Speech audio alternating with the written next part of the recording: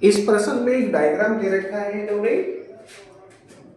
Diagram में ये 4 ओम का प्रतिरोध है, ये 10 ओम का प्रतिरोध है, ये फिर 4 ओम का प्रतिरोध है और सबसे नीचे वाला 9 ओम का प्रतिरोध है। ऊपर वाले तीनों प्रतिरोध यदि हम पी व क्यू के बीच में तुल्य प्रतिरोध याद करेंगे तो 4 ओम 10 ओम व 4 ओम ये तीनों प्रतिरोध एक ही तार से जुड़े होने के कारण श्रेणी क्रम में हो जाएंगे। उसके बाद जो तुल्य प्रतिरोध प्राप्त होगा वो वाला प्रतिरोध और 9 ये समांतर क्रम में हो जाएंगे। ठीक है, समांतर क्रम में हो जाएंगे तो बिंदु P व Q के बीच में हमारे पास में तुल्य प्रतिरोध प्राप्त हो जाएगा। ये बिंदु P है और नीचे वाला बिंदु Q है। इसके अलावा इन्होंने इस पूरे परिपथ को जो भी सर्किट इन्होंने बनाया है 4 प्रतिरोधों से निर्मित, उसमें 2.4 एम्पीयर की वैद्युत धारा बिंदु P पर डाली है इन्होंने। और देखते हैं क्या पूछा है इन्होंने इसमें। संलग्न चित्र में बिंदुओं P तथा Q के बीच विभवांतर तथा विभिन्न प्रतिरोधों में प्रवाहित धाराओं के मान ज्ञात कीजिए। तो हमसे पूछा है बिंदु P व Q के बीच में विभवांतर, बिंदु P व बिंदु Q के बीच में विभवांतर इन्होंने हमसे पूछा है। और क्या पूछा है, सभी प्रतिरोधों में प्रवाहित होने वाली वैद्युत धाराएं ज्ञात कीजिए। अब जरा ध्यान देंगे, ऊपर वाले तीनों प्रतिरोध एक ही तार से जुड़े हैं, इसलिए तीनों प्रतिरोधों में समान धारा प्रवाहित होगी। ये कौन सी धारा है, इसमें I1 धारा है क्योंकि ऊपर I1 धारा नहीं है और नीचे वाले में I2 धारा है। नीचे वाले में कितनी धारा है, I2 धारा है। अब विभवांतर ज्ञात करने का सूत्र क्या होता है, V equal to I R. इसीलिए इस सूत्र का प्रयोग करते हुए हम विभवांतर ज्ञात कर सकते हैं किन्हीं भी दो बिंदुओं के बीच में यदि वैद्युत धारा और प्रतिरोध हमारे पास में है तो। अब यहाँ पर वैद्युत धारा तो हमारे पास में दे रखी है इन्होंने कितनी, 2.4 एम्पीयर की, परंतु प्रतिरोध यानी तुल्य प्रतिरोध हमारे पास नहीं है, वो हम ज्ञात कर लेंगे चित्र को देखते हुए। तो हम लिखेंगे चौकी का चिन्ह लगाकर प्रतिरोध, चाहे तो आप इसको नाम दे सकते हैं R1 R2 R3 R4, या फिर आप इसको ऐसे रहने दीजिए 4 ओम 10 ओम 4 ओम, क्योंकि अलग अलग है, ये 4 ओम ये 4 ओम है, बिल्कुल समान है, नो प्रॉब्लम। आप इसको सेम ऐसे ही लिखकर दर्शा सकते हैं। तो प्रतिरोध कौन कौन से होंगे, 4 ओम 10 ओम। मैं इसको ऐसे ही हल करने का प्रयास करता हूँ, 10 ओम तथा 4 ओम तथा 4 ओम कौन से क्रम में, श्रेणी क्रम में है।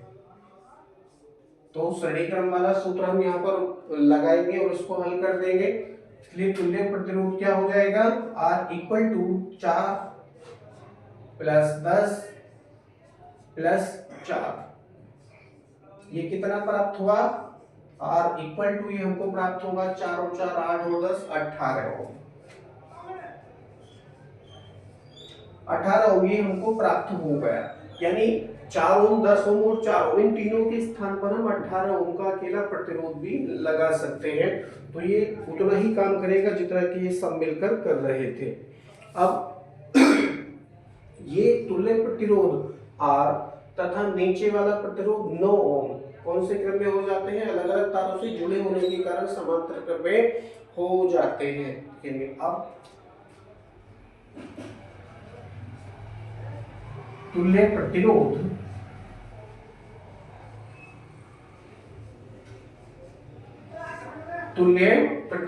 कौन कौन से, तुल्य प्रतिरोध कौन सा है हमारे पास में, R।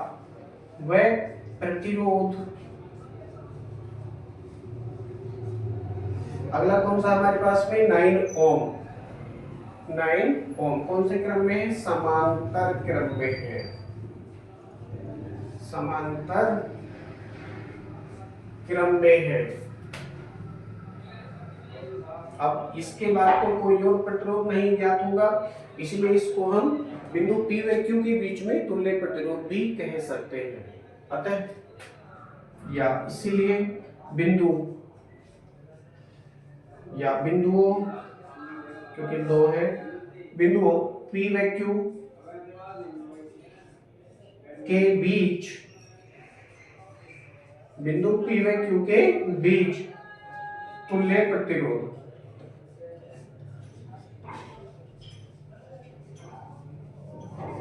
तुल्य प्रतिरोध याद करेंगे, क्या सूत्र है, 1/r बराबर, अब R तो हमने ये रखा है तुल्य प्रतिरोध, इसको हम मानेंगे R dash equal to 1/r plus 1/9, क्योंकि इसको हमने कोई नाम नहीं दिया इसलिए इसके स्थान पर 9 ही प्रयोग करेंगे। अब वैल्यू रखेंगे इसकी कितनी है, 1/r डैश बराबर 1/r की वैल्यू हमारे पास में 18 प्लस 1/9, 18 और 9 का एलसीएम कितना हो गया, 18 ही हो जाएगा।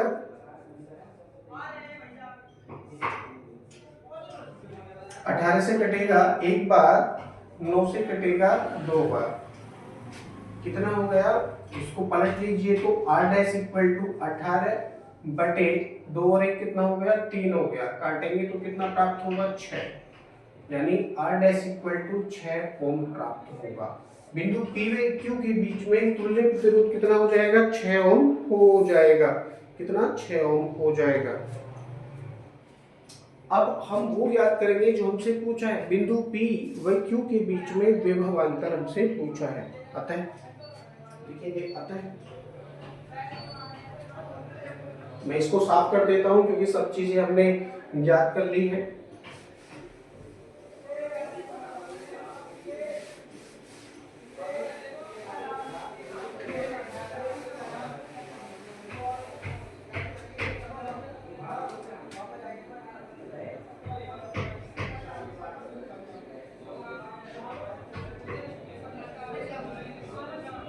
बिंदु P व Q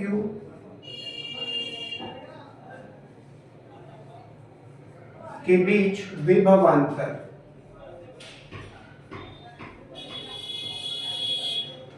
बिंदु P व Q के बीच विभवांतर याद कर रहे हैं तो क्या लिखेंगे, इसको V करके भी आप इसको लिख सकते हो, चाहे तो V P Q करके आप इसको लिख सकते हो। बिंदु P व Q के बीच में आप याद कर रहे हैं तो V इक्वल टू क्या सूत्र है, I R dash, I R dash, R dash का मतलब है बिंदु P व Q के बीच में तुल्य प्रतिरोध। अब हम वैल्यू रखेंगे, इसकी वैल्यू है 2.4 इनटू R डैश की वैल्यू हमने फाइंड की थी कितनी, 6 ओम हमको प्राप्त हुई है, 2.4 का गुणा 6 से करेंगे, 24 या 72 यानी 144, यानी 14.4 वोल्ट हमको प्राप्त होगा, 14.4 वोल्ट V की वैल्यू हमको ये प्राप्त हो चुकी है। यानी बिंदु P व Q के बीच में कितना विभवांतर है, 14.4 वोल्ट का विभवांतर। अब एक बात और ध्यान देंगे, यदि मैं बिंदु P व बिंदु Q से होते हुए एक रेखा खींचूंगा तो ये रेखा इस पूरे सर्किट को दो भागों में बांट देगी।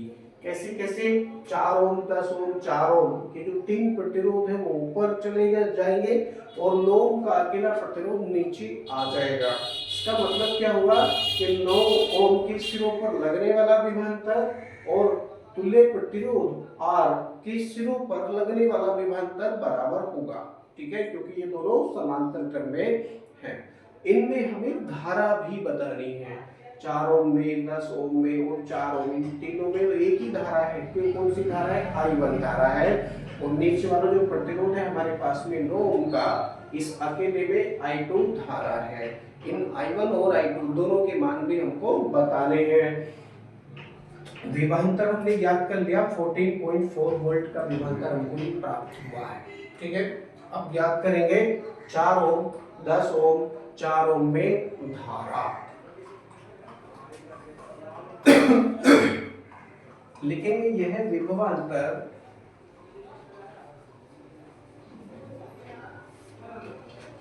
तुल्य प्रतिरोध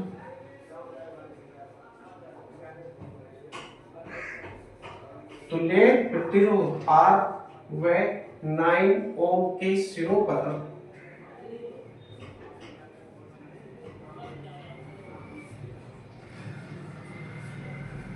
है, इसलिए 4 ओम, 10 ओम, 4 ओम में प्रवाहित होने वाली वैद्युत धारा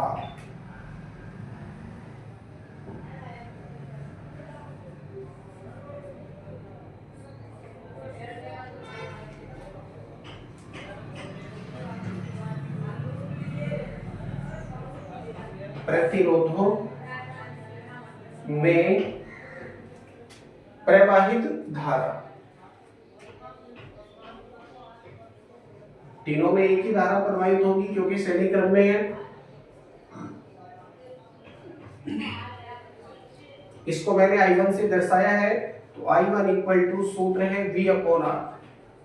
V अपॉन R का मतलब है 4 ओम, 10 ओम व 4 ओम का तुल्य प्रतिरोध, वो हम यहाँ पर प्रयोग करेंगे। V की वैल्यू हमारे पास में है कितनी? V की वैल्यू है 14.4, हमने ज्ञात की है, बटे R की वैल्यू हमारे पास में कितनी है, क्योंकि श्रेणी क्रम में है। V कितना हो गया? 10 और 8 18 हो, 18 से इसको डिवाइड करेंगे, 18 8 144, 18 8 144,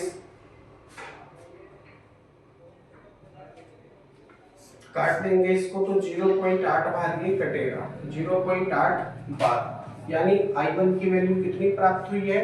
0.8 एम्पियर।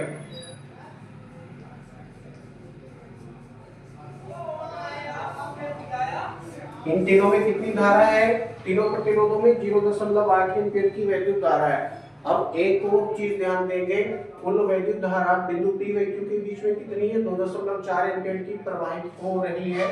ठीक है, यदि इस कुल धारा में से, टोटल धारा में से मैं I1 की वैल्यू निकाल दूं, माइनस कर दूं, तो जो बचेगी वो वैद्युत धारा 9 ओम में आ जाएगी। चाहे तो आप ऐसे भी कर सकते हैं, यदि आप चाहें तो इस सूत्र का प्रयोग करके भी I2 की वैल्यू फाइंड कर सकते हैं। ठीक है, तो लिखेंगे इसी प्रकार, मैं इसको साफ कर देता हूं।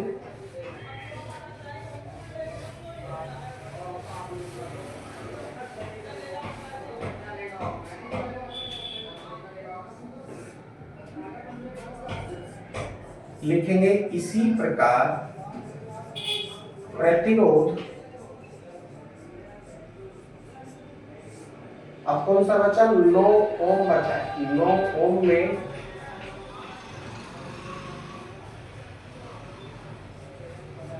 प्रवाहित धारा, इसमें कौन सी धारा जा रही है? I2 वैद्युत धारा इसमें जा रही है, तो लिखेंगे I2